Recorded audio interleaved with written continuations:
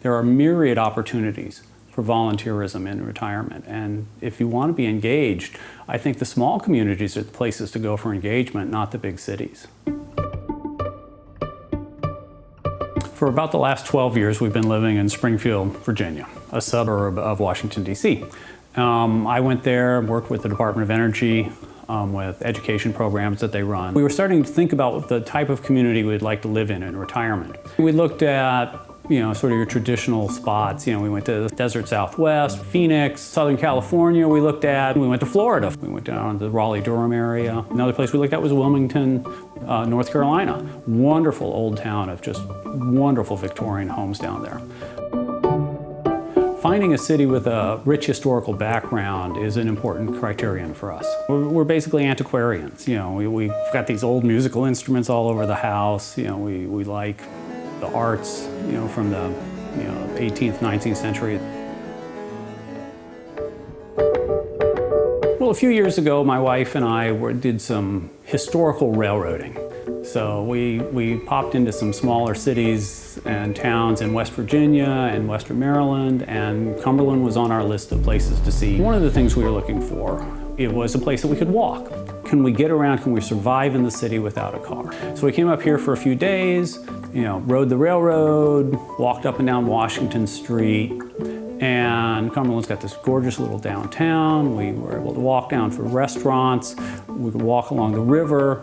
You can do the bicycling and stuff. And so there were a lot of things, that we were able to do here in Cumberland without needing a car. It was walkable, it was accessible to the big cities on the East Coast, so Cumberland was in the mix.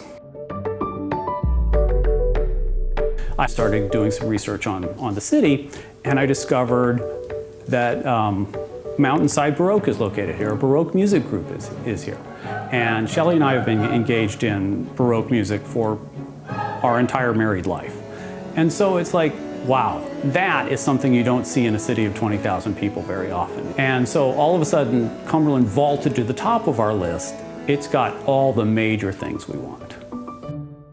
A lot of the highlights are just, the ability to live our everyday life and go out and do things just by walking down the hill. Be able to walk to church, be able to walk down to restaurants. The bike trails here are really a lot of fun. Hop on the bike and go for a ride for an hour north or south of here, and it's really, really wonderful either way.